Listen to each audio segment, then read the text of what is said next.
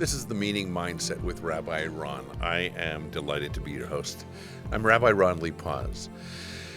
In this episode, I want to talk about one of my favorite aspects of our human selves, which is our unique ability as people to be storytellers and to gain wisdom and even to benefit from other people's experience through storytelling. We are readers, we're originators of stories. As far as we know, animals aren't able to do what we do, which is to tell stories. As far as we know, ancient people, not operating with the same brain capacity that you and I have, didn't have that initial capacity to look at the sunset and tell a story about it, to look back into their own life history and tell a story about it, but we have the capacity.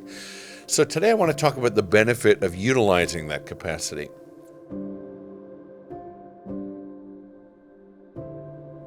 I come from a culture of not storytellers, but story retellers. I think that's apt. As Jewish people, we use stories constantly. We're one of the many wisdom traditions of the world, and our wisdom tradition relies on not changing a word of what happened in the past, but instead bringing the lens of modernity, our own personal experiences and collective experiences as people in this world, on this planet at this very moment, to have a deeper, richer understanding every time we come back to an originator story. Somebody's story from the past informs the present if we allow it to, if we're willing to listen to it, if we put our phones down or our screens down for just a moment.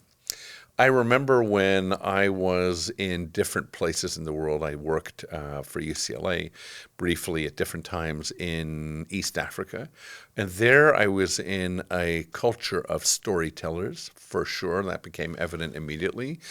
People respond, as all of us do, like children to stories. Once Upon a Time tells us, engage that curious, open part of your brain. I had the same experience in India, and I had the same experience in Central America a number of times. One of the times when I took a group of teenagers along with adult volunteers, collaborators, to a small community in Guatemala. I spoke about this at another time as well. We had this unique experience of standing on the edge of a moment in a community's history, the advent of electricity coming to a rural community. And it was wonderful. We were excited for them. At the same time, I lamented the fact that they were going to lose storytelling. They were going to lose the role of the abuela in the community, in the family, the grandparent, who would be the Netflix. When the sun went down, you didn't flick on your screens to get your entertainment. You sat on a concrete floor and you listened to her tell stories, or you sat and watched her cook and prepare food around a fireplace. I remember being in another rural community in the north of India, and I remember asking some of the people through an interpreter in the tiny, tiny, very rural community, what are you looking forward to most? And several people's eyes lit up and they said, electricity. I thought, oh, of course. I take this for granted. But one of the things I asked them, why electricity? And one of the men, through translation, said, because right now we have cell phones that we have to walk several hours once or twice a week. We'll go there and we'll go to a place where somebody will charge us and they will recharge our phone. If we could have electricity here, our phones could work consistently and constantly. Well, we all get the value of electricity and of communication. There's no question about it. I don't want to downplay that. But I also want to highlight the fact that we're losing our connection to the media, or the medium, which is the human story that's shared interpersonally, that's shared with ums and ahs and starts and restarts. In my own culture, we have a central narrative, and the central narrative of my people, the Jewish people, is the Exodus from Egypt. We didn't know those people. There are names in the story of people whom we'll never encounter, but we have a story, and that story informs our present. It tells us that we're part of a collective people. It tells us that we have historical roots. It tells us that we have struggled and suffered and been liberated and struggled and suffered and been liberated and grown from strength to strength, and also had all of the challenges of human history many more than maybe other groups that we know, but every group knows what it has been to be them through human history. So ours, that's a telling and a retelling that we do every single year in prayer readings, in Torah readings, but particularly on one holiday, which is Passover. So we sit at Passover around the table, all waiting to eat, actually, to tell the story and then to eat. So you look ahead to see at what point does it say the meal time. You go, okay, we'll get there. Now let's work backwards and tell the story. And the story is in a book called the Haggadah. And Haggadah means the telling. And I think that's a reminder. Don't read this. It makes it very boring and impersonal. Bring it to life through your own words. Be guided by these words, but tell the story to the next generations of your family. That's a key component of our storytelling, that it must be intergenerational and multi-generational. It can't just be a business that we conduct between peers. It has to go from parents and grandparents to children and their children. I want to share a story with you. It's a study that might be something that I'm refamiliarizing you with, or familiarizing you with for the first time, and it comes from the minds of Dr. Marshall Duke and Dr. Robin Fivish of Emory University. It's called the Do You Know Scale, and I find this fascinating and important and worthy of this podcast episode. So in an interview that I read in Psychology Today, Dr. Robin Fivish asserts that children and adolescents who know more of their family stories show higher well-being on multiple measures. Let me just repeat that. Children and adolescents who know more of their family stories show higher well-being on multiple measures, including higher self-esteem, higher academic competence, higher social competence, and fewer behavioral problems. Listen to those criteria again. Higher well-being on multiple measures, including higher self-esteem, just by knowing their family stories. Higher academic competence, higher social competence, and fewer behavioral problems. So here are the questions that they ask. Having and sharing the answer to these questions is not the aim of their study or of this episode. The message isn't sit down tonight and do a 20-question quiz that you'll share with the next generation of your family. These are starting points from what will eventually add value, which is the conversation and the knowledge that comes about as a result of these primers, these questions. So let's see what they say. Number one, I won't number them all. Do you know how your parents met? Might seem inconsequential. Do you know where your mother grew up? What about your father? Do you know where some of your grandparents, maybe all of your grandparents, grew up? Do you know where some of your grandparents met? Do you know where your parents were married? Do you know what went on when you were being born? Do you know the source of your name? Do you know some things about what happened when your brothers or sisters were being born? Do you know which person in your family you most look like? Do you know which person in your family you act most like? Do you know some of the illnesses and injuries that your parents experienced when they were younger? Do you know some of the lessons that your parents learned from good or bad experiences? Do you know some of the things that happened to your mom and dad when they were in school? Do you know the national background of your family, English, German, Russian, etc.? Do you know some of the jobs that your parents had when they were young? Do you know some awards that your parents received when they were young? Do you know the names of the schools that your mom went to? Do you know the names of the schools that your dad went to? Do you know about a relative whose face froze in a grumpy position because he or she did not smile enough? So again, remember the end goal isn't to answer these questions. The end goal is to utilize these questions as a means of creating broad, deep, rich, enriching conversations.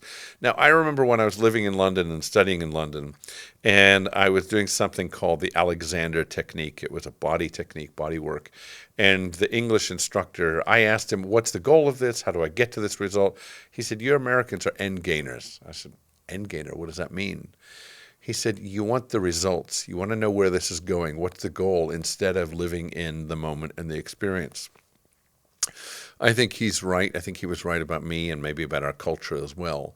So let me remind you and myself that the goal in this Q&A with your kids or your grandparents or great-grandparents or parents isn't to come to an understanding so that you can repeat back facts. It's to internalize information. And in order to do that, to internalize it, not just to prepare for the test, essentially, we have to be approaching questions and answers and conversations with curiosity, to be able to listen curiously to one another. There's a custom I remember from Pan-African culture, which is called sankofi. And sankofi basically says, go back and fetch it before you go forward. Go back and fetch it means go back to the stories of the past, your history, so that you can then move with the strength of those stories forward. I remember during the pandemic realizing that these kids, particularly the ones that I think suffered the most during the pandemic globally, lack of socialization, lack of communal experiences, lack of touch and smell, and all the things that we need as human beings, bumping up against other human beings.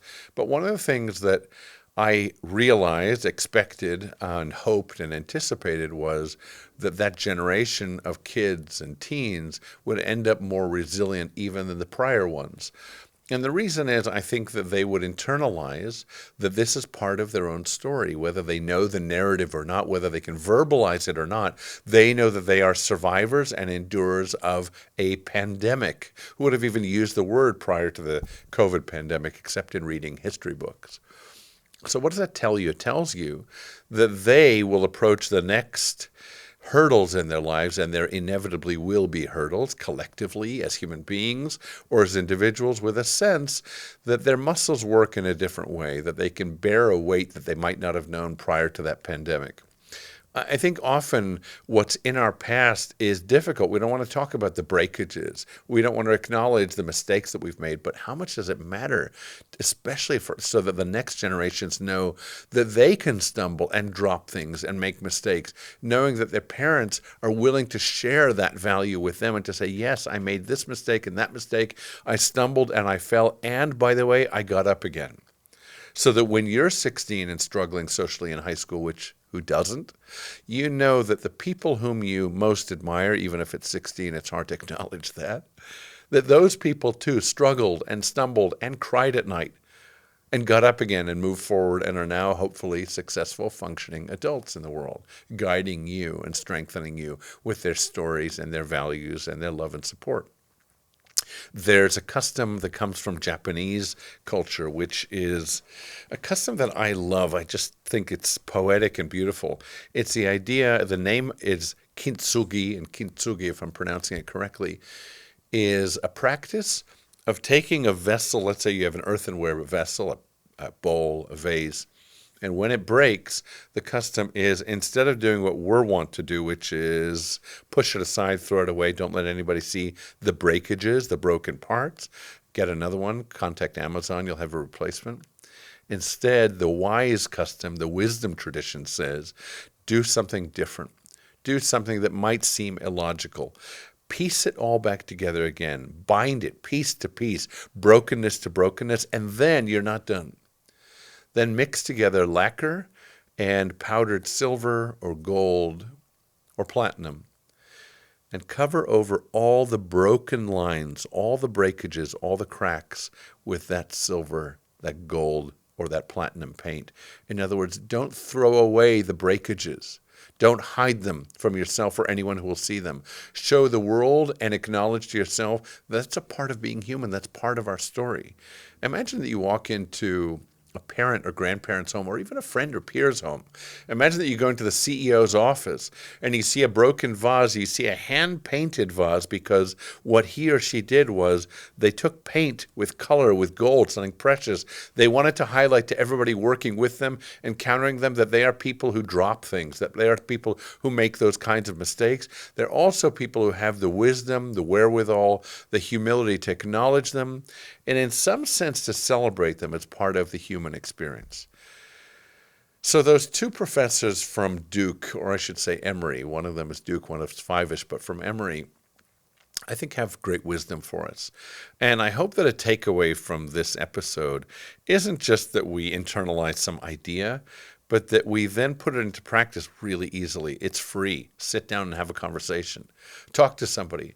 Ask people, tell me something I don't know, because I really don't want to know more about my grandma, whom I never met, or in my case, my mother, whom I only knew until the age of 6 or 7 because she died when I was so young. I remember going back to her hometown and asking her sisters, they asked, what do you want to do? And I said, will you drive me through the street of her town and show me where she grew up? Where did she go to school? Where did she play? Where did we live? Which apartment building? And they did that. Not knowing then the value that it would hold, but I wanted to have some sense of the unknown of that story so that ultimately it could be internalized and developed into my own. I'll leave you with an Alex Haley quote. He wrote, in every conceivable manner, the family is the link to our past, the bridge to our future. Our producer and editor is Jonah Lee Paz. Our musical theme is composed by Amotz Plessner, and our logo, graphic design by Janice Rudnonsky. Find us wherever you find your podcasts.